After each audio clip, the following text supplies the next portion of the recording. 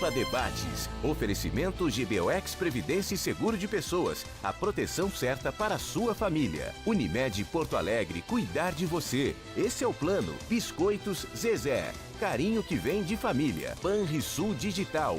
Clique e simplifique. Baixe o aplicativo hoje mesmo. E CMPC Celulose Rio Grandense. Desenvolvimento é a nossa tradição. Boa tarde. Sejam muito bem-vindos ao Pampa Debates. Substituo Paulo Sérgio Pinto, que estará de volta amanhã. Os principais assuntos do dia, os assuntos polêmicos, serão aqui analisados, debatidos pelo presidente do Sindicato Médico do Rio Grande do Sul, Paulo de Argolo Mendes, o advogado Omar Ferri, ex-vereador de Porto Alegre, e o futuro presidente da Câmara Municipal de Porto Alegre, vereador Walter Nagelstein, integrante da bancada do PMDB, Partido do Movimento Democrático Brasileiro.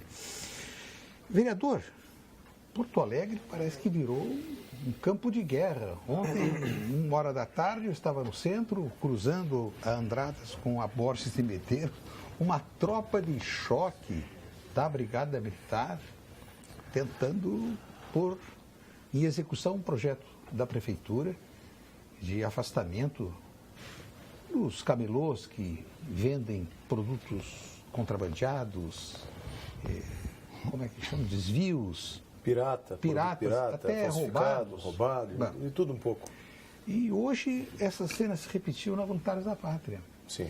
Isso vai continuar, tem solução, eles avançaram demais, afinal de contas, há um aspecto que diz respeito à questão social, o desemprego, mas há uma lei que proíbe e com o protesto dos lojistas que pagam empregados, encargos sociais, luz, água, impostos. Sem dúvida. Como é que fica? Nós vamos continuar com esse quadro aí? Armando, um abraço a todos que estão nos acompanhando. Nós estamos restaurando aqui um pedaço da antiga bancada dos Guerrilheiros da Notícia. Né? É verdade. Então, estou me lembrando com muito carinho aqui do nosso querido Flávio, do Valde, do JK, exatamente. do Dr. Argolo, Ferri, eu era o mais novinho, meu pai.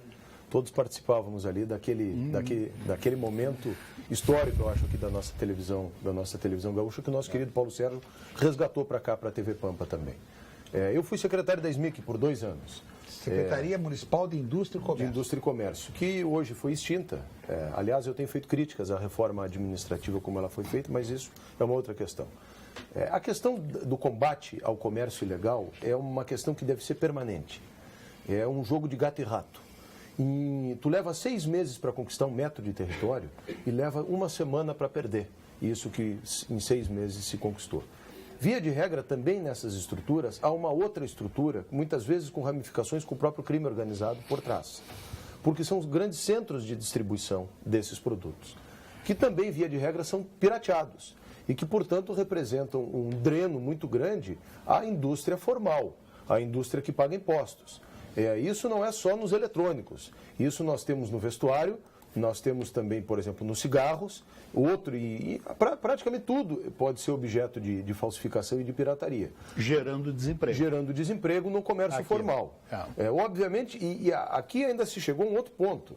Nós começamos a comercializar em Porto Alegre, graças ao desmanche da estrutura de fiscalização da Prefeitura Municipal, que é quem compete fazer isso, nós começamos a ter fruteiras a céu aberto. O que representa, inclusive, uma questão de saúde pública. O mais triste de tudo isso é porque esse comércio existe, porque as pessoas compram, obviamente. A questão da saúde pública não é só na fruteira, mas é a questão dos óculos também, que, doutor Argolo, colocam em risco a saúde dos olhos das pessoas. E isso foi... Sem dúvida. Quando eu fui secretário da SMIC, eu tinha 3 fiscalizações vinculadas a mim. Eu tinha fiscalização ambulante, a fiscalização localizada. A localizada é aquela que trabalha com todo o comércio ou atividade localizada. Por exemplo, entretenimento noturno. Bares, hotéis e restaurantes, isso são fiscalizados pela fiscalização localizada. A ambulante, as feiras de rua da cidade e todo o comércio de camelôs e comércio ambulante. E a fiscalização do PROCON. Nessas três, eu tinha em torno de 200 fiscais em 2009 e 2010, quando fui secretário. Depois me sucedeu o Omar Ferri Júnior, que é filho dessa grande figura que está aqui. E fizemos um trabalho, temos feito, trabalhando em conjunto há bastante tempo. Nós tínhamos pouquíssimos recursos como hoje. Nós tínhamos na SMIC menos de 1% do orçamento da Prefeitura Municipal. Como é que nós fizemos, Armando? Eu fiz um convênio com o Sindicato Nacional do Gás. O sindicato me doou 2 carros. E esses carros eu criei uma fiscalização específica para o comércio de gás, que é muito regulamentado. Por exemplo, não pode vender gás em qualquer mercadinho de bairro da cidade, porque isso coloca em risco toda a vizinhança. Segurança. Então tem que ser aquelas revendas que tenham alvará para vender gás. Então nós fomos ao Sindicato Nacional, propusemos um convênio, eles nos deram 2 carros, nós conseguimos botar em parte na fiscalização do gás e em parte alocar essa estrutura em outras fiscalizações. Procuramos a Nestlé, e agora o João Dória em São Paulo está falando em PPP, já fazíamos PPP em 2009, a Nestlé me deu 4 carros, nós revitalizamos as feiras de rua, ficaram todas amarelinhas com a marca da Mage, e esses carros eu coloquei na fiscalização das feiras para evitar que se vendesse CD e outras quinquilharias nas feiras de hortifruti e granjeiros, que são 2 em Porto Alegre, a Feira Modelo e o Mercadão do Produtor, e alocava esses carros também em outras fiscalizações, no Brick da Redenção, por exemplo, no domingo, para evitar a tomada lá dessa comercialização pirata. Hoje, infelizmente, esses 200 fiscais de 2009 restam 17 na Prefeitura Municipal. Eu tinha um convênio com a Brigada Militar, no qual eu gastava R$500 mil por ano, porque pagava horas extras para os brigadianos. Aí depois ia para o Caixa Único do Governo do Estado e que não repassava para os brigadianos esse valor. Hoje, em tese, quem deve fazer, dentro desse arranjo novo que foi feito, é a Guarda Municipal. Esse serviço que é importante. A Guarda tem que chegar na frente, fazer o que a gente chama de pacificação e depois o Poder de Polícia do Estado fazer a apreensão. Só concluo dizendo o seguinte, é claro que é triste, porque isso é fruto de uma crise econômica e do desemprego. Só que, quanto mais cresce esse problema, mais afeta também aquele empresário que está pagando imposto, que tem uma loja, que paga IPTU, que assina a carteira e que, portanto, é um sistema perverso porque ele gera desemprego. Isso deu origem à Operação Legalidade, sindicatos lojistas, CDL Sim. e outros órgãos, porque eles estão se sentindo sufocados, não vendem, tem uma concorrência na porta. E quando pois não. um camelô vendendo produto chinês, tu está desempregando quem trabalhava na fábrica aqui, Sim. que faria o mesmo produto aqui. Né? Eu assisti, doutor Argolo, há 2 Então, meses, assim, não, ele estaria porque está desempregado. Não, ele estaria desempregando alguém. uma audiência pública na Assembleia Legislativa da Comissão de Serviços Públicos e uma autoridade da polícia disse que todo esse aparato, todo este acervo de produtos oferecidos tem apenas 2 fornecedores. 2. Isso é um trabalho de inteligência. São estrangeiros. Então, não... Olha, quando eu assumi o Centro Popular de Compras, que é uma conquista do Idenir Sequim, que me antecedeu, uma grande PPP, a primeira feita na nossa cidade, ele tinha saído de lá, depois o coronel, me faltou o nome agora, Bulling, Léo Antônio Bulling, assumiu, fez a transição dos lojistas que estavam ali na Praça 15 para lá, e aí começou uma agitação política, liderada por algumas pessoas e alguns partidos políticos. Eles diziam que os antigos camelôs que tinham ido para lá não precisavam pagar. E que se eles não pagassem, o município ia ter que encampar porque eles não podiam ficar sendo explorados por um capitalista, que é a pessoa que havia investido esse recurso lá. Eu identifiquei quem eram essas pessoas e fiz cumprir apenas a lei, porque nós tínhamos atraído alguém que tinha feito um investimento grande. Tiramos essas pessoas lá de dentro, os agitadores, e em 3 meses a inadimplência de 75% veio para 3%. Mas aí o que eu fiz? Eu procurei o Sebrae, e propus para o Sebrae, e o Sebrae aceitou, nós fazermos cursos de qualificação dessas pessoas.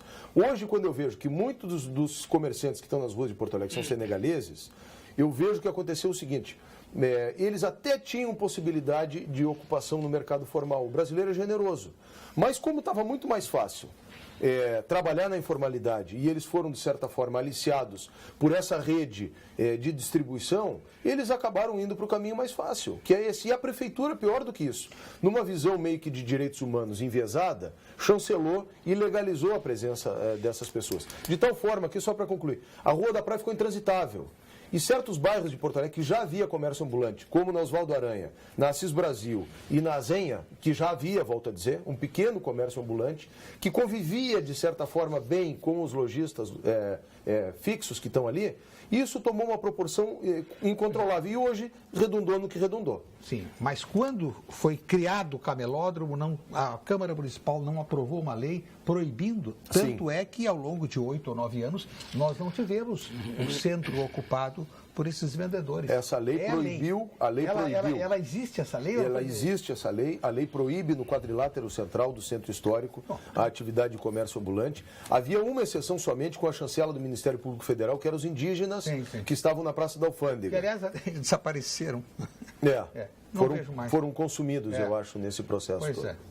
Então, é uma situação... É uma situação triste, porque hoje houve uma guerra, se deixou chegar ao ponto que chegou. Tem pessoas com medo de ir ao centro da cidade, subitamente, uma criança, um filho. Voltamos a um ponto de mais ou menos 12, 15 anos atrás. O Adelir Cel foi secretário, passou muito por isso, ele enfrentou um momento bastante difícil.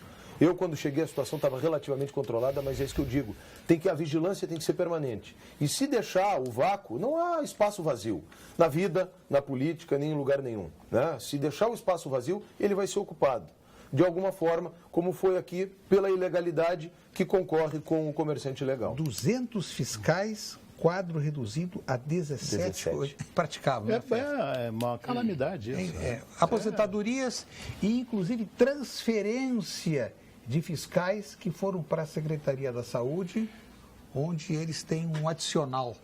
Em outras secretarias. Isso foi algo que eu, dentro do governo, também critiquei para o prefeito Fortunati algumas vezes. A Secretaria SMIPEL é que fazia a gestão disso, Secretaria de Planejamento Estratégico, e que, para mim, errou de forma grave nessa estratégia, que deixou sendo desmanchada as fiscalizações da Prefeitura Municipal. Isso é importantíssimo. Olha, não é só essa fiscalização. Uma outra que não funciona, de que eu fui secretário também, do urbanismo. Por quê, Ferri? Nós que somos advogados. O cidadão resolve fazer uma obra irregular do lado da tua casa. Tu paga imposto e tem direito de ter uma contraprestação. Liga para o 156, faz uma denúncia. Vai o fiscal da prefeitura lá e faz um auto de notificação. O que acontece a partir disso? Ele procura alguém para impedir... Não acontece nada. Exatamente. Não acontece nada. Aí diz para o cara o seguinte: o senhor vai na justiça reclamar.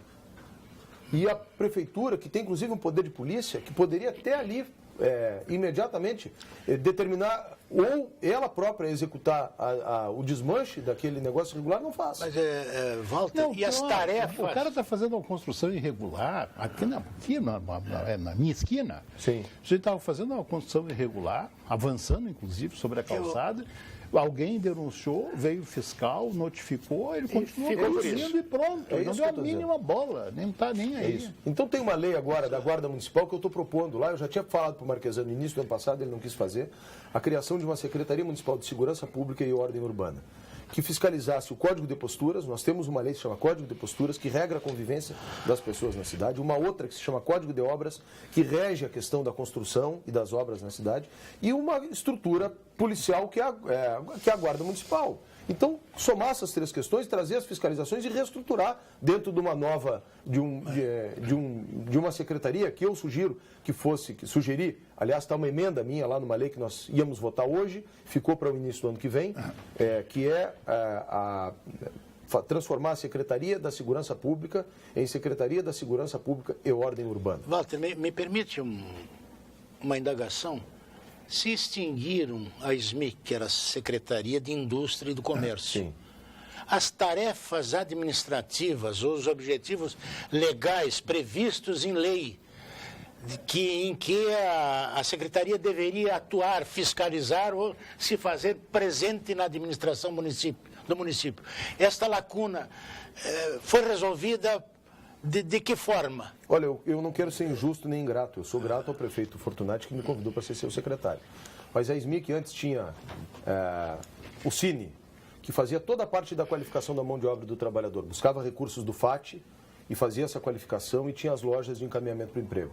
O prefeito resolveu tirar da SMIC e criou uma estrutura própria, mais uma secretaria. Foi o Pompeu de Matos para lá. Eu fui contra aquilo, mas era o prefeito, fui vencido. Como é que é? Criou uma secretaria do trabalho para tirou o Cine uma função política para alguém, é isso? Não. Eu entendi assim. Tá bem. Então, posso entender assim? Pode, claro. Posso compreender assim? Pode. Tem todo o disseste, né? Tem todo o direito. Aconteceu isso. Então, criou mais uma secretaria. De tal forma que nós tínhamos no governo passado 37 secretarias municipais. Depois, a estrutura da fiscalização que foi sendo desmanchada dessa forma. O PROCON. Hoje isso, Armando, foi para a Secretaria Municipal de Desenvolvimento Urbano. Desenvolvimento Econômico, desculpa. O primeiro secretário foi o hoje vereador Ricardo Gomes, que ficou contrariado com o projeto de aumento do IPTU, assunto que já vamos tratar, e deixou o cargo numa posição muito corajosa e digna. Está com dúvida no presente de Natal? Passe na Vinhos do Mundo, eleita a melhor loja de vinhos de Porto Alegre em 2017. Lá você encontra os melhores vinhos e espumantes produzidos ao redor do mundo. São mais de 1.000 rótulos para você escolher. Conheça as lojas na Cristóvão Colombo 1493, na Alípio César 203 e na Getúlio Vargas 1135. Vamos agora falar um pouco sobre o governo do Estado, que começa o ano já prevendo um déficit em torno de 7 bilhões de reais. Uma arrecadação de 65 bilhões para uma despesa de 72 bilhões, doutor Argolo. O senhor tem conhecimento sobre a destinação de recursos? Houve oportunidade do Sindicato Médico acompanhar esta elaboração na Secretaria do Planejamento e, posteriormente, durante a tramitação pelas comissões da Assembleia Legislativa e posterior votação no plenário? O senhor, estão garantidos os percentuais necessários? Não. Nós não acompanhamos de perto. Para te dizer a verdade, nós estamos muito assoberbados com tudo isso que está acontecendo na saúde aí. Eu sugiro que no próximo, agora, a partir de março, o sindicato, que tem credibilidade, que tem um quadro técnico excelente, não só de médicos, como administradores e profissionais da área das finanças, venham a intervir nesse processo. Tem que bater na porta do técnico da Secretaria do Planejamento, tem que acompanhar.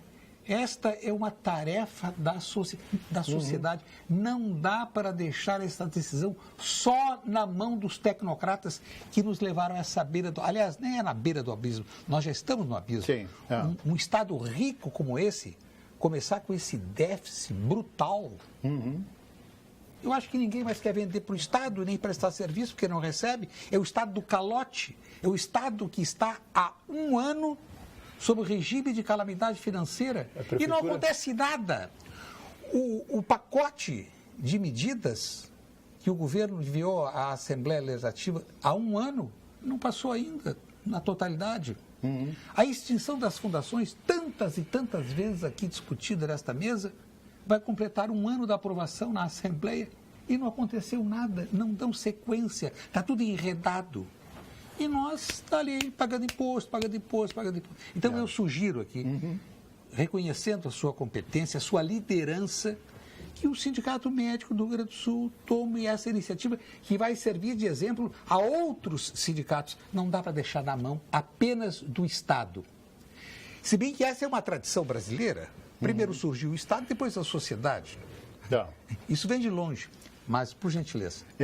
Não, eu ia dizer, consequência dessas coisas, nós estamos vendo aqui em São Lourenço agora que inúmeras especialidades, obstetrícia, ortopedia, mais de meia dúzia de especialidades, estão notificando a Santa Casa de São Lourenço porque há mais de 4 meses que não são remunerados e as pessoas não podem trabalhar indefinidamente sem receber o seu salário, a sua remuneração, enfim.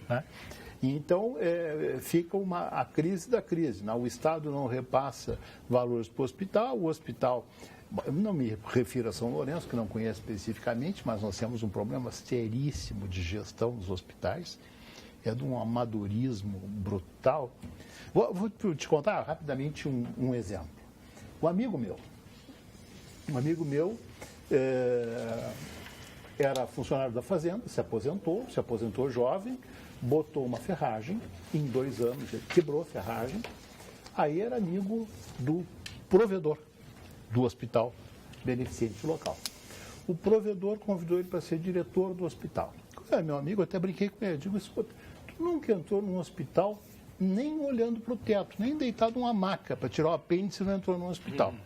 Um hospital é um conglomerado de empresas. Tem uma lavanderia, tem um restaurante, tem um hotel. Não é fácil administrar essas coisas simultaneamente. E tem um corpo médico que também não é fácil de administrar, né? Bom, então, o critério para ser gestor de um hospital por aí é o seguinte: é ser uma pessoa bem intencionada, que quer colaborar com a sociedade e estar desocupado. Então, estar desocupado. Então, eu brinquei com eles assim, olha, eu vou me oferecer, eu me aposentei da Universidade Federal do Rio Grande do Sul, eu vou lá no Gerdau e vou dizer assim, olha, eu vou assumir a direção de finanças do Grupo Gerdau, porque eu tenho tempo ocioso. O senhor acha que acredita que isso... Quero colaborar, então o diretor financeiro da Gerdau agora sou eu. O senhor acredita que isso ocorre apenas na iniciativa privada? Ou mais acentuadamente no setor público? Eu acho que em toda parte, mas me chama a atenção isto, né? Que assim, a gente está muito habituado a criticar a área pública, mas quando a gente olha para a iniciativa privada, também não vê coisa diferente, né? Não vê coisa diferente. Com uma única diferença, doutor Argolo, com uma única diferença.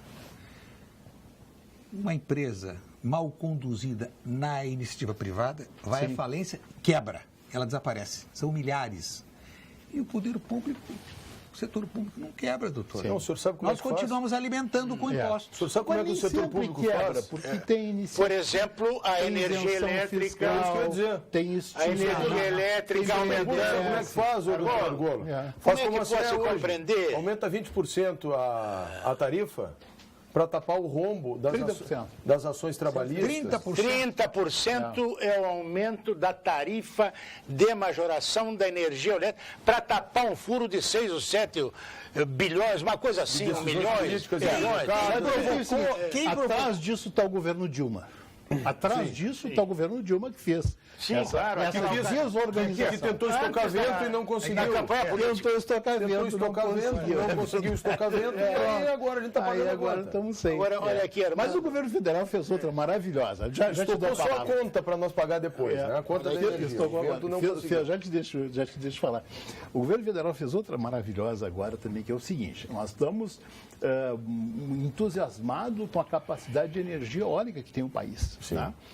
Com investimento, nós podemos substituir praticamente tudo por energia eólica. O país tem um potencial imenso. Aí o governo federal diz o seguinte: isentou de imposto as multinacionais do petróleo, que vão explorar petróleo para poluir, né? E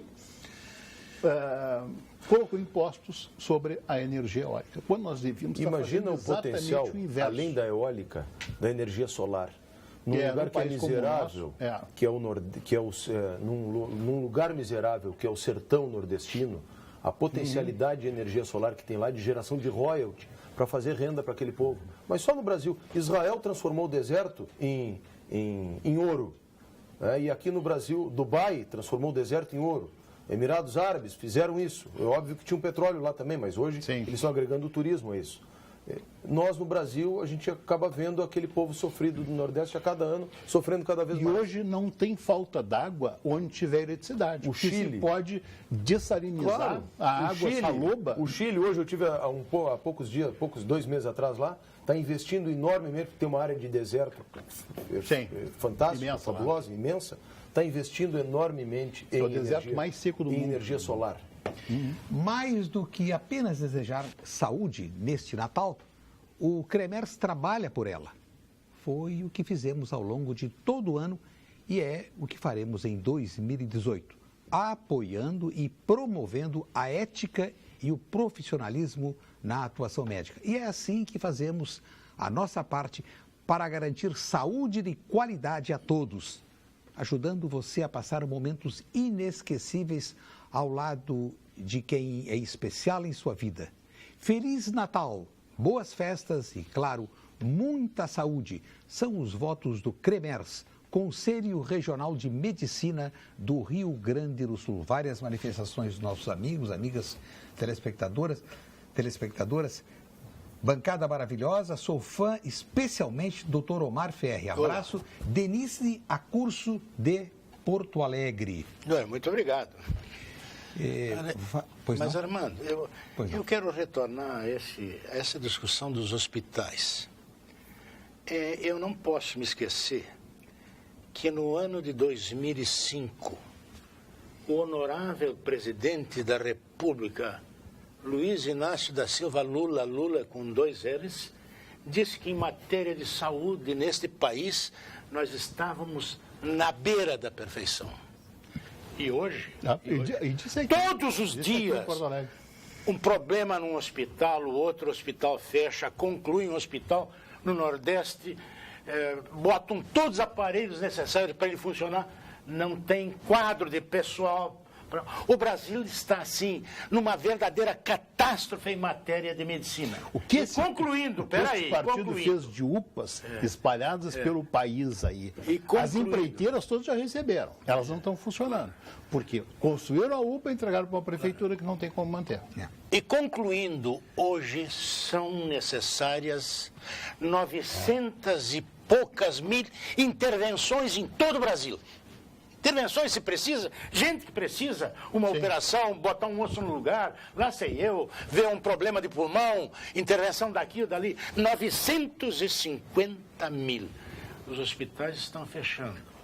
Os hospitais não estão trabalhando. Todos os dias, agora vem essa novidade de São Lourenço do Sul. Eu conheço o hospital lá. Estive lá várias vezes visitando amigos meus lá. Mas isso é uma catástrofe. Enquanto isto, veja bem, vocês estavam falando de grandes empresas, de construtoras aí que receberam religiosamente aquilo que contrataram, mais aquilo que não contrataram, mais os aditamentos, mais as percentagens e mais os roubos. Foram bilhões de reais que saíram para essas empresas.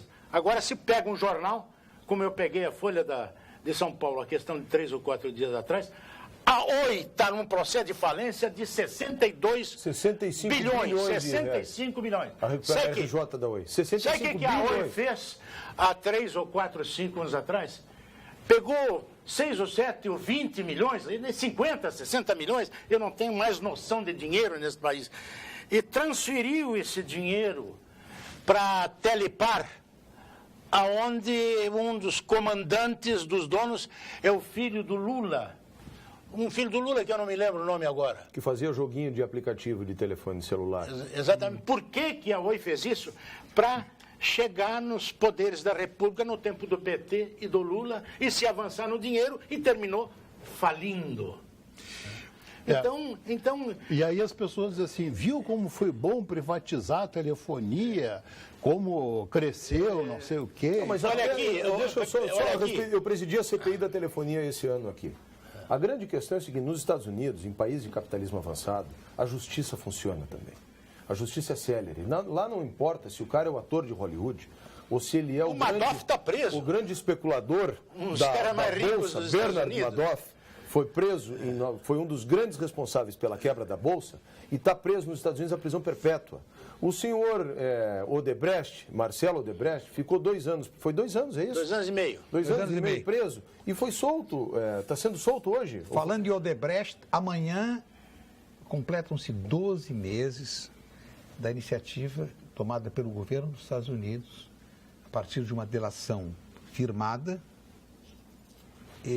através da qual nós tomamos conhecimento de que a Odebrecht pagou $1 bilhão em propinas, incluindo as propinas do Brasil e de mais 11 países. O senhor Eduardo Cloir, entre as várias manifestações que chegam aqui, gostaria de aproveitar a oportunidade para parabenizar o vereador Walter Naglas pela oportunidade, pela vitória que teve na eleição para presidir a Câmara Municipal de Porto Alegre. E gostaria que, se possível, comentasse rapidamente sobre sua origem dos avós negros e sua origem judaica. Sim. 30 segundos. Com muita satisfação. Eu tenho dito que nós somos um cadinho aqui, que tem um pouco de tudo no Rio Grande do Sul. Temos italianos, judeus, negros, poloneses, alemães, enfim, absolutamente tudo, portugueses, espanhóis. Eu tinha um avô, tinha, aliás, infelizmente, um avô que era mascate. E esse meu avô viajava o Rio Grande do Sul todo na condição de mascate, como imigrante judeu que tinha fugido das perseguições na Europa. E lá pelas tantas conhece aqui na região metropolitana uma mulata. que era minha avó, e acabam indo lá para a região da fronteira e constituem família lá. Imaginem as dificuldades daquele tempo, de duas minorias até hoje discriminadas, obviamente. E lá tiveram uma vida bastante sacrificada, é verdade, e todo o esforço que esse meu avô fez, e a minha avó, obviamente, foi para dar educação para o meu pai, porque traziam essa bagagem, trazia ele a bagagem europeia, que sabia que a educação era a única forma de libertação, é verdade. E eu tenho muito orgulho disso, Armando Burti. Eu voltei e procurei voltar com muita força às minhas raízes judaicas, e sou um amante da história do judaísmo e de tudo isso. Fui a Israel já 3 vezes, mas por óbvio que não desconheço a minha raiz brasileira também, e sabendo que esta árvore generosa que se chama Brasil é formada por absolutamente todas as etnias, e que bom que é assim. Manifestação do senhor João Fontana de Caxias do Sul. Se por trás disso está a Dilma, referência ao Sim. aumento da tarifa, pela frente está o governador Sartori, que assumiu o governo e agora aguente. Imposto dos combustíveis, o dobro de Santa Catarina. E agora a questão da energia elétrica. Governo é para a equipe competente. O passado já era. O Rio Grande é para os pós-afortunados e para o restante que se rale. Olha, senhor Fontana, acolhemos com todo respeito a sua manifestação, mas as finanças, a história das finanças do Rio Grande do Sul, elas não começaram no dia 1º de janeiro de 2015, quando o governador assumiu. É uma Sabe desde quando história. o Rio Grande do Sul é deficitário? Desde o governo Perac Barcelos. Isso em 1970 e... Não, o Perac assumiu em 67. Então, desde então, o Rio Grande do Sul tem tido déficit, ou seja, Não. gasta mais... Tu acha que... Não, eu quero só complementar, para não ficar assim a ideia de que foi no governo Perac. Todo o governo precisa colher empréstimos. Borges de Medeiros, há uma tese, inclusive, do nosso grande amigo historiador Gunter Axel, que diz: o problema estava lá no governo do Borges de Medeiros. Mas Borges de Medeiros construiu os moles da Barra do Rio Grande entre as décadas de 10 e 20 do século passado. Foi a obra de engenharia hidráulica a maior do mundo, isso consta em todas as enciclopédias. Ele fez o Cais do Porto, ele fez a implantação e depois a extensão da rede ferroviária no país, no estado. O Palácio Piratini, que é uma obra... Mas o Palácio Piratini foi muito devagar, ele nem queria se mudar, ele achava que era uma ostentação demasiada. Mas é verdade. O problema foi administrar essa dívida que foi crescendo com a contração de outros empréstimos, assinatura de outros contratos, Armando, para fins que não eram de infraestrutura. Armando. E aí o bolo cresceu. A nossa dívida hoje supera 60 bilhões de reais. E um grande comprometimento com folha de pagamento. Também. Né? Com a folha que tem mais de 70%. E cada um fazendo empréstimo para os outros pagarem, como quer fazer o governador agora. Essa catástrofe econômica enfrentada hoje pelo Estado do Rio Grande do Sul nasceu nesta época dessa dívida aqui, dos empréstimos que o Rio Grande do Sul contraiu há 30, 25, 30 anos atrás, que foi, parece, 9 bilhões. O Estado passou para 21 bilhões, o Estado pagou 20 bilhões e hoje está devendo 50 bilhões, 40 e tantos bilhões por aí. Na verdade, quem entrar Esse é um dos casos. Outro caso, Sim. que o Armando, eu me lembro, o Armando sempre citou e sempre registrou o aspecto da Lei Candir. As isenções nas exportações, as desonerações das nossas Calote, matérias. vamos chamar de lei do calote, porque são Isso arrebentou com o Estado. 50 bilhões de reais que a União deveria repassar para o Rio Grande do Sul E não repassou. E tem uma outra questão, só, Armando, só para rapidamente. Quanto que o Rio Grande do Sul repassa da sua riqueza para a União e quanto que volta para cá? Da distribuição volta do, o quê? do, 20%? do bolo Nem federativo. isso. 20%. Agora, o que eu acho 20%. mais curioso, vereador Walter Nagel, que nós estamos falando é a questão do Pacto Federativo. O governador Alceu Colares Todo mundo fala, mobilizou o país inteiro, denunciou esse descalabro que é o passeio do dinheiro para Brasília, que pega a maior fatia e fica lá gastando daquele jeito e ainda tem... vai começar o ano com déficit de 158 bilhões, vejam só, ele fica com a fatia maior E ainda e ainda tem o déficit de 158 bilhões. Gastam mal. O dinheiro não chega na ponta, se perde nos ralos da corrupção. O governador Colares teve a lucidez, o discernimento, a coragem de liderar um movimento nacional para dizer que isso estava completamente errado. Quem é que deveria ter tomado a iniciativa de dar continuidade? A Câmara dos Deputados. Quem está na Câmara dos Deputados? Os representantes dos estados. E conjuntamente o Senado, onde há 3 vagas por estado. Fizeram alguma coisa? Fizeram alguma coisa? Mas já que tu lembrou que as raízes do problema da dívida remontam lá a Borges, eu quero lembrar que as raízes do problema do Pacto Federativo Brasileiro remontam ao Império também. Porque uma das causas, a causa principal da deflagração da Revolução Farroupilha aqui foi o excesso de exação do Império em cima daquilo que constituía a base produtiva do Rio Grande do Sul, que era a carne, o charque, que era a cachaça, enfim, que eram os produtos que eram a riqueza aqui do Estado. Então não é de hoje que vem esse problema também. Olha, este ano passou voando. A gente piscou e já é quase Natal. E começam aquelas reflexões. O que é que eu fiz este ano? Fiquei perto da minha família, dos meus amigos, dei o meu melhor para as pessoas que estão perto de mim. Bom, a Unicred tem um desejo especial para o Natal, que todos vocês, que a união seja o verdadeiro valor deste final de ano. Celebrem com quem vocês mais amam e contem com uma instituição financeira cooperativa que entende os seus projetos. Contem com a Unicred.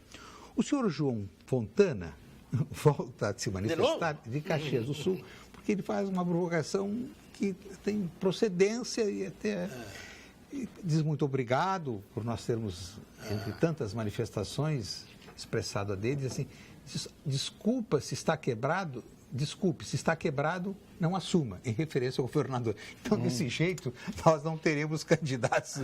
Todo candidato ao governo critério for acredita que no seu governo as coisas vão se corrigir, né? Mas como já se esgotaram todos os artifícios, Caixa Único, depósito judicial, venda do patrimônio, financiamento, estamos no teto. Eu acho que essa próxima campanha eleitoral, Marfé, ela terá uma característica completamente diferente. Não tem mais coelho para sair da cartola. O Estado está quebrado, o Estado rico como o nosso, absolutamente quebrado, o Estado de calamidade financeira. O IP, quando nós esperávamos uma solução, o IP agora pagou hoje, estava atrasado desde o dia 5. Aliás, ele já atrasa 2 meses, ninguém mais discute isso. Aí, além disto, atrasou o pagamento que era para ser feito no dia 5, foi feito hoje. Aos funcionários ou aos médicos? Não, aos médicos que estavam... de saúde. Exatamente, os médicos estavam sem receber e continuavam atendendo. O IP, nos últimos 6 anos, aumentou a sua arrecadação em 53%, segundo eles, porque eles diziam antes que era 57%, agora mudaram para 53%. Que seja 53%, aumentou. Onde é que foi esse dinheiro, se não repassaram nada para os médicos nesses 6 anos? Hoje o médico tem que pagar para atender IP. Então o IP está ficando um queijo suíço. Parece que é uma determinação do governador de extinguir o IP, porque é isso que estão fazendo, estão extinguindo o IP. O IP tem 1 milhão de usuários, num estado que tem 11 milhões de habitantes, é praticamente 10%. 1 em cada 10 gaúchos, se pode dizer, depende do IP para a sua atenção à saúde. Eu não acredito que o atual governador vá tomar essa atitude de uma desastreira total para esses milhares de associados do IP. Mas vai deixando morrer a míngua.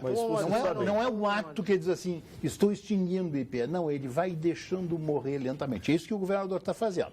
Pode ser intencional ou não, mas está fazendo isso. E aí, com relação à questão do IP ainda, né? Quando nós pensamos, mudou a direção do IP, né? Felizmente mudou, porque era um trágico, e aquela caixa preta, tudo isso que nós sabemos do IP, entrou o Otomar Vivian, o doutor Otomar Vivian, já foi presidente do IP 2 vezes, foi prefeito, foi deputado, um homem experiente. Presidente da Assembleia. Presidente da Assembleia. Pensamos, bom, agora vamos achar um caminho. Aí o governo do Estado tira, falamos em coelho da cartola, tira 2 coelhos da cartola. Em vez de resolver o problema, resolveu dividir o IP em 2 autarquias. É uma autarquia com 2 secretarias, de Previdência e de Atenção à Saúde. Agora eu vou fazer 2 autarquias. Qual é a vantagem disso? A vantagem é o seguinte, vamos ter 2 presidentes, 2 diretores financeiros, 2 diretores administrativos, mais sala com ar-condicionado, mais secretário e mais vaga para os partidos. E isso não imuniza a parte do auxílio médico, dos planos de saúde, de quem paga, da influência negativa do déficit da questão da Previdência? Lhe pergunto. Não entendi qual é a pergunta. Me diz de novo. Separando em 2 partes. O IP tem uma parte da Previdência e tem uma parte do plano de saúde. Não. Isso já tem uma lei há muitos anos que proíbe. O dinheiro da saúde é destinado ao FAS, ao Fundo de Atenção à Saúde. E é separado da Previdência. Porque no passado nós tínhamos isso. A saúde subsidiava a Previdência. Né? Sim. Aí, já há muitos anos atrás, se fez esta separação. Eu até não sei se não foi o deputado Pedro Westphalen, mas não importa. De qualquer forma, foi feita essa separação. Então, essa separação já existe hoje. Esta duplicidade que vai se criar agora não vai resolver esse problema, porque esse problema não existe. O problema é o seguinte, onde é que foram esses 53% que arrecadou a mais e não repassou nada? Opinião do senhor Júlio de Gravataí. Pessoal, vamos parar com esse blá, blá, blá de Lei Candir. Se não houvesse essa, não mudaria nada. A gastança iria continuar. Não, com 50 bilhões, não, desculpe, seu Júlio, com 50 bilhões nós estaríamos numa condição... Né? Até porque... A Lei Candir parte de uma ideia interessante, que tu estimula a exportação e desonera quem está exportando de impostos. Só que isso, em estados que são de base de economia exportadora, e o Rio Grande do Sul é um estado de economia exportadora, principalmente em commodity, que é os produtos agrícolas, quebra soja. O estado. Isso quebra, porque o estado deixa de botar no caixa. Tanto que quebrou, né? Um valor significativo. Quer dizer, não se sabe também o que ele está dizendo é o seguinte, se tivesse esse dinheiro entrando no caixa, iam estar torrando mal todo esse dinheiro também. Sim, é uma pode ser verdade também. É uma possibilidade. Mas olha aqui, vocês falaram há pouco, no município de Porto Alegre existem 27 secretarias, não disseste há pouco? Não, existiam no governo passado, chegaram a 37 secretarias. 37, não 27, 37. 37. Não é a mesma quantia de ministérios da República deste país? Era a quantia que a presidente... Será que aquele já não era um mau exemplo para... Sem dúvida que era. Por que tanta secretaria? Olha, eu vou testemunhar, porque sou colunista e sou repórter. Né? Eu muitas vezes fui ao final de reuniões do secretariado municipal, passava lá 6h30, 7 horas, e a reunião tinha começado a 1h. E para conversar com o prefeito, com os secretários, e muitas vezes, e lamentavelmente, porque a resistência humana, que está um médico que pode testemunhar, existe uma resistência. Alguns secretários já estavam cochilando. Porque absolutamente improdutivo. Muita gente, não dá. A concepção inicial do prefeito Marquesan foi boa, né? Diminui o número, reúnem-se 12 e os 12 abaixo deles têm outros para... Né? Também errou, nós não precisávamos nem tanto ao céu, né? E nem tanto ao mar. Sabor nem tanto ao mar. Nem tanto ao mar, nem tanto ao céu, nem tanto à terra. Eu já botei o mar aí, em homenagem ao nosso Omar Fernandes. Sabor irresistível e qualidade que vão te surpreender. Experimente as linguiças e salsichões dos alimentos Castro, disponível em toda a rede Zafari. Qualidade desde 1960. Manifestação Sr. Dilon Camilo. Discordo daqueles que dizem que temos que renovar totalmente os políticos em 2018. Na verdade, temos que eleger ou reeleger políticos competentes e que não estejam envolvidos com qualquer tipo de corrupção. Muito obrigado por sua manifestação. O que é uma absoluta verdade, porque temos muitos políticos da melhor qualidade. Porque as pessoas têm esse pensamento mágico que vão escolher um outsider da política, um Luciano Huck ou o Romário, e que esse cara não está contaminado com os problemas da política e que vai resolver. É um lei do engano. E, de novo, eu tenho posso ler rapidamente uma parábola aqui, Armando? Sim, se não for é uma parábola judaica que está circulando na internet, eu acho muito bonita, fala a respeito disso. Por que é tão fácil um mentiroso enganar as pessoas, né? E os mentirosos se elegem em todas as eleições. Depois as pessoas se desiludem com a política. Diz uma parábola judaica que certo dia a mentira e a verdade se encontraram. A mentira disse para a verdade: bom dia, dona Verdade. E a verdade foi conferir se realmente era um bom dia. Olhou para o alto, não viu nuvens de chuva, vários pássaros cantavam e vendo que era realmente um bom dia, respondeu para a mentira: bom dia, dona Mentira. Está muito calor hoje, disse a mentira. E a verdade, vendo que a mentira falava a verdade, relaxou. A mentira então convidou a verdade para se banhar no rio. Despiu-se das suas vestes, pulou na água e disse: venha, dona Verdade, a água está uma delícia. E assim que a verdade, sem duvidar da mentira, tirou as suas vestes e mergulhou, a mentira saiu da água, vestiu-se com as roupas da verdade e foi embora. A verdade, por sua vez, recusou-se a vestir-se com as vestes da mentira por não ter do que se envergonhar, saiu nua a caminhar na rua. E aos olhos de outras pessoas era mais fácil aceitar a mentira vestida de verdade do que a verdade nua e crua. Vamos agora ao quadro Saúde, com a doutora Daniela Cornélio. Boa noite, eu sou a doutora Daniela Cornélio, médica mastologista do Instituto de Oncologia Kaplan, e hoje vou falar de um novo serviço no Rio Grande do Sul, o One Day Diagnosis. O que é o One Day Diagnosis? É um serviço de diagnóstico expresso em lesões de mama. Então, se você perceber qualquer sintoma suspeito de câncer de mama, como um caroço, uma retração, uma saída de secreção com sangue pelo mamilo, por exemplo, ou se você tiver feito algum exame que tenha suspeita de câncer de mama, venha até a Clínica Kaplan. Em 24 horas, nós já podemos ter o diagnóstico em mais de 90% dos casos. Somos diversos especialistas trabalhando juntos para que você possa ter tranquilidade de um diagnóstico rápido e acurado e sem perder tempo para iniciar o tratamento caso seja necessário. Oferecer excelência no diagnóstico e no tratamento é um compromisso do Instituto Kaplan. Boa noite. Muito obrigado, doutora Daniela. O senhor Everton, do bairro Sarandi, de Porto Alegre, manda uma mensagem com o seguinte conteúdo. Doutor Argolo, grande presidente do sindicato, continue com esta luta. Senhor vereador Walter, parabéns pela presidência. Olhe e lute pelo pessoal dos bairros mais pobres, a periferia, com as constantes inundações, a grande buraqueira em nossas ruas, sem falar nas capinas dos parques, praças, canteiros e afins, sem falar do aumento do IPTU, que é um absurdo, sem retorno algum.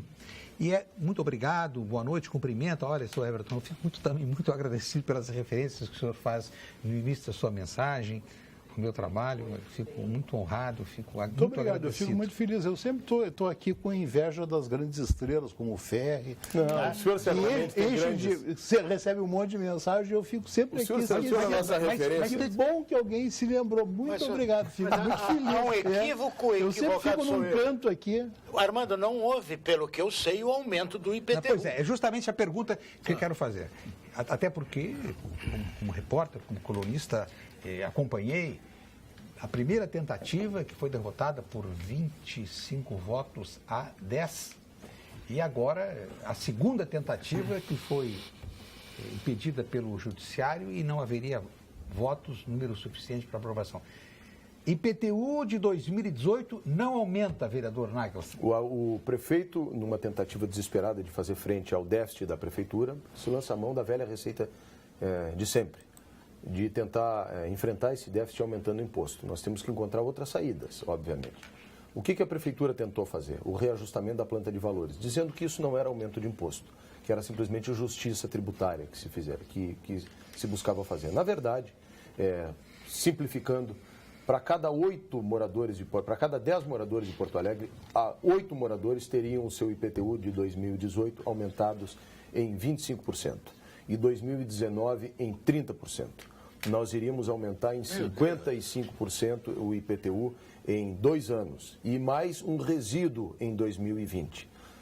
O IPTU sairia de hoje em torno de 400 e poucos milhões, que representa no orçamento da Prefeitura, para algo em torno de 600 e alguma coisa, quase 700 milhões. A Câmara de Vereadores não está se negando a examinar a justiça tributária da questão do IPTU. a conhecer que vários bairros de Porto Alegre tiveram valorização imobiliária nesses últimos anos. Alguns nasceram, inclusive, que não existiam, no entorno de Iguatemi, outras regiões. Mas nós queremos tempo para fazer isso. E queremos que sejam feitas as simulações de bairro a bairro. Eu até estou sugerindo que se pegue as 8 regiões do planejamento que Porto Alegre tem e que se façam audiências públicas em cada uma delas, que as pessoas sejam convidadas para vir.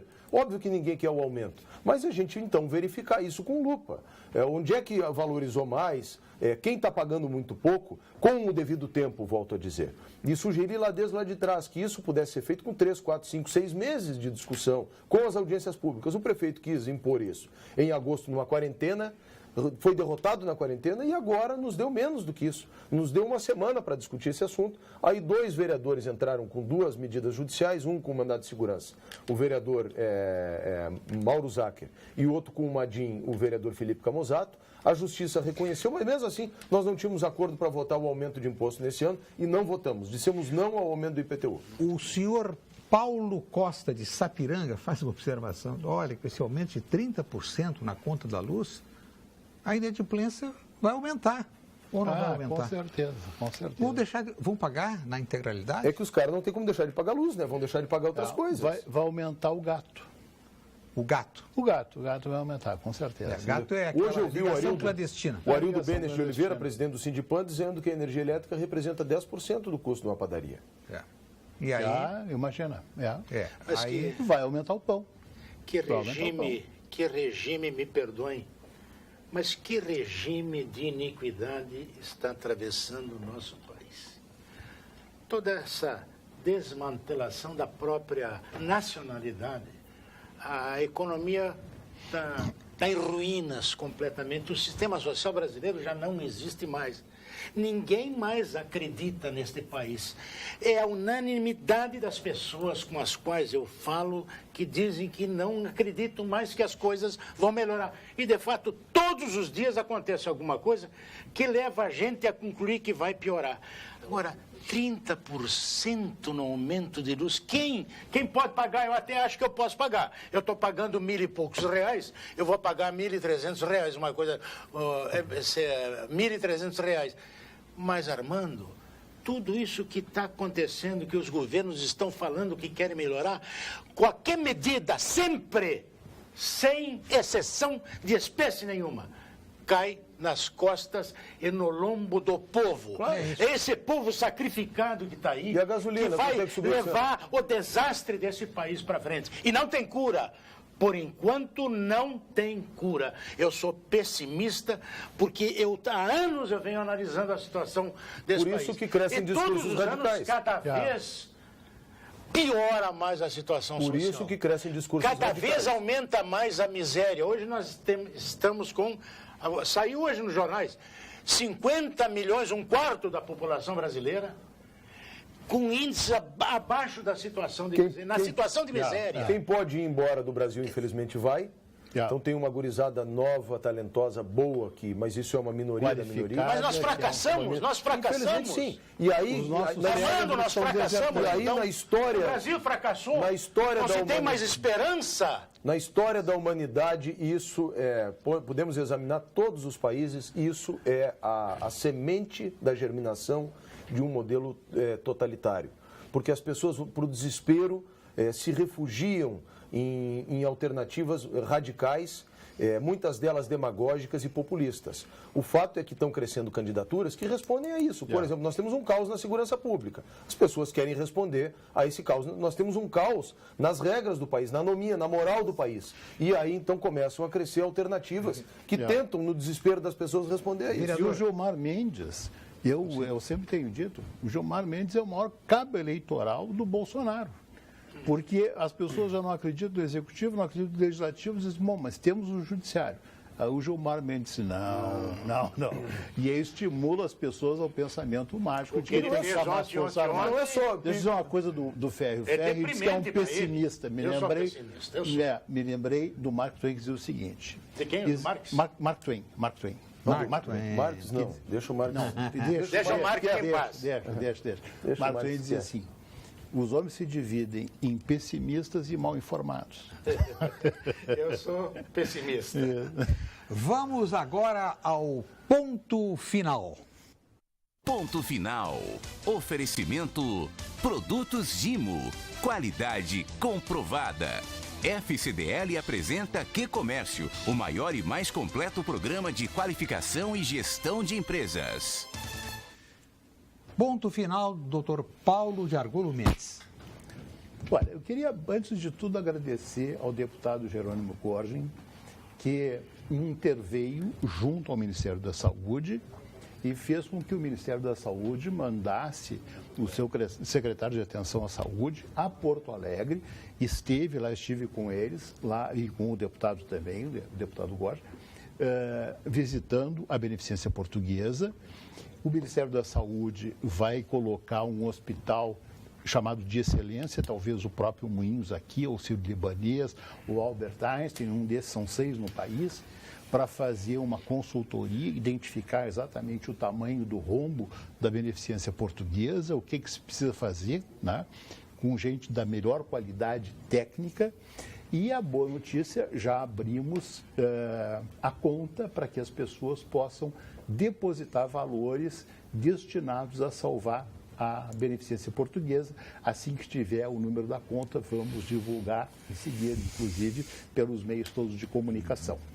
E esta campanha que o Sindicato Médico iniciou tem tido grandes adesões, já se formou uma frente parlamentar em defesa da beneficência na Câmara dos Vereadores, lá com o vereador Tiago, na Assembleia Legislativa com o deputado Ruas, na Câmara Federal, aí o deputado Jerônimo Gorgin nos ajudando, senadores e, enfim, na grande adesão. E agora vamos ter uma campanha publicitária, certamente com a participação de algumas pessoas que nasceram na Santa Casa, como, por exemplo, o Luiz Fernando Veríssimo, né, que deve fazer pequenas intervenções financiadas pelo sindicato, chamando as pessoas a contribuir, a participar. Então, vejo com muito otimismo aquilo que parecia uma causa perdida quando nós tomamos o pulso disto, vejo com muito otimismo a grande possibilidade que nós temos de salvar a beneficência e evitar que mais pessoas venham a sofrer por causa das mazelas da saúde. Eu também nasci na Beneficência Portuguesa. Então, quem sabe vai ser chamado a prestar seu depoimento. Com muito prazer, um carinho muito grande pela Beneficência. Meus 2 irmãos nasceram na Beneficência Portuguesa. Beneficência é uma história belíssima, né? O senhor Cledir Rocha nos manda uma mensagem de João Pessoa, capital da Paraíba. Poxa. Diz que o aumento do IPTU em João Pessoa foi de 3%. Na verdade, a atualização do IGPM deve ter sido da inflação. Aliás, eu fiz um levantamento nos últimos 15 anos, a Prefeitura de Porto Alegre aumentou acima da inflação e ainda quer aumentar mais. Bom, continua o senhor Cledir. Temos inúmeras isenções, funcionário público municipal não paga, aposentados não pagam, entre outros. É porque é uma capital nova, um quadro menor, menos aposentados, no quadro do serviço público. Paga um bom apartamento aqui no bairro, R$ 152 de IPTU por ano. E em São Leopoldo pagam R$ 70. Tem um apartamento aqui em São Leopoldo. É diferença demais. Não, é diferença pequena, né, em relação aos outros valores. Muito obrigado ao senhor Cledir Rocha, que nos manda a mensagem da capital João Pessoa, que é uma capital... A diferença é muito grande em relação a Porto Alegre. A Porto Alegre, é verdade. Aí é uma diferença muito grande. João Pessoa é uma cidade encantadora. O ponto final do advogado Omar Ferri. Deixa eu dizer uma coisa sobre o Espírito Santo, só para quebrar um pouco isso que nós estamos aqui, só falando de coisas ruins. Tem um colega que era presidente do Sindicato Médico do Espírito Santo. E lá eles têm um enclave pomerano, né, que tem um sotaque alemão carregado, né? E ele chama Otto. E aí ele estava entrando pela emergência do hospital onde ele trabalha, o nome japonês. Estava entrando pela emergência onde ele trabalha, e aí diz alguém lá, doutora Ota. E ele ficou em dúvida, volto, continuo, finge que não ouvi, todo mundo está vendo que eu ouvi e tal. E eu, meio encabulado, foi lá, e o cara, doutora Ota, vem cá, doutora Ota, vem cá. E ele foi, chegou lá, o cara diz assim, doutora Ota, minha praça, doutora Ota, minha praça. Aí, mais constrangido, abraçou o cara. Ele disse, doutora Ota, me abraça dói, doutora Ota, me abraça. Ele queria passar na frente. O senhor Cleitinho faz aqui, veja, acompanhando o João Pessoa, a TV Pampa, o Pampa Debates, faz uma rápida correção.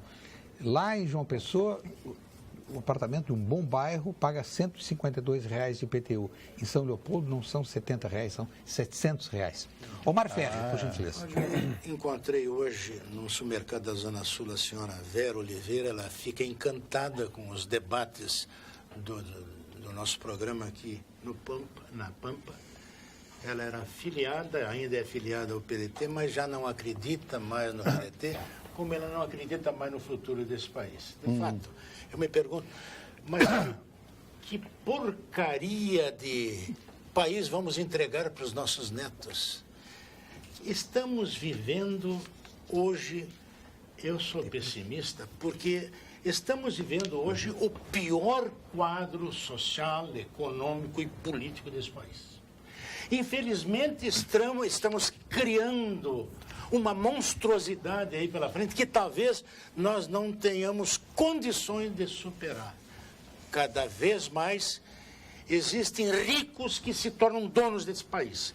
Cada vez mais existem grandes empresas que pagam menos impostos. Os mais ricos pagam menos impostos que os pobres. Tem uma elite de grandes servidores e funcionários desse país que ganham 50, 60 mil reais por mês. A Justiça do Mato Grosso, de Minas Gerais, de São Paulo, tem desembargadores e juízes que ganham 100, 200 mil reais por mês.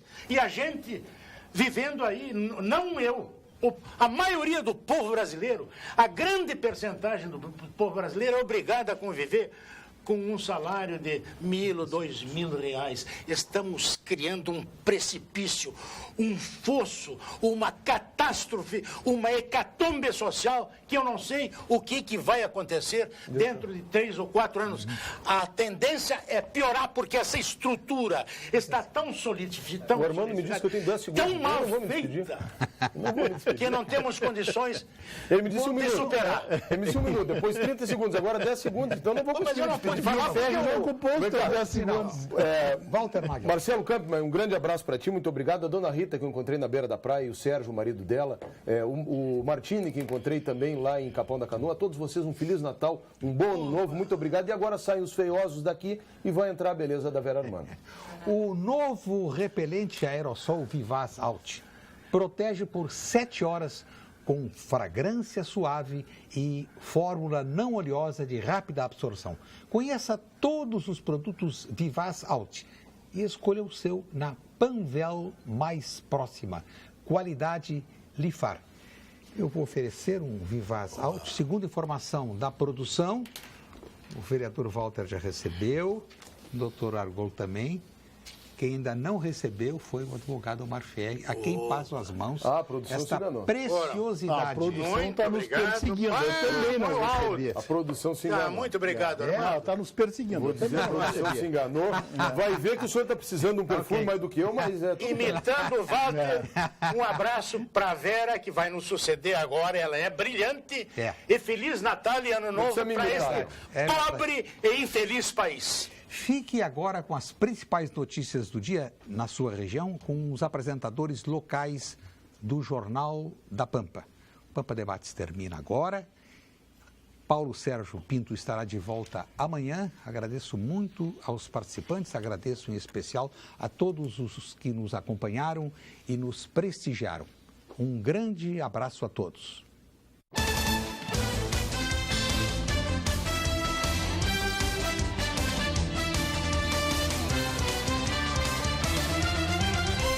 Pampa Debates. Oferecimento GBOX Previdência e Seguro de Pessoas. A proteção certa para a sua família. Unimed Porto Alegre, cuidar de você. Esse é o plano. Biscoitos Zezé. Carinho que vem de família. Banrisul Digital. Clique e simplifique. Baixe o aplicativo hoje mesmo. E CMPC Celulose Rio Grandense. Desenvolvimento é a nossa tradição.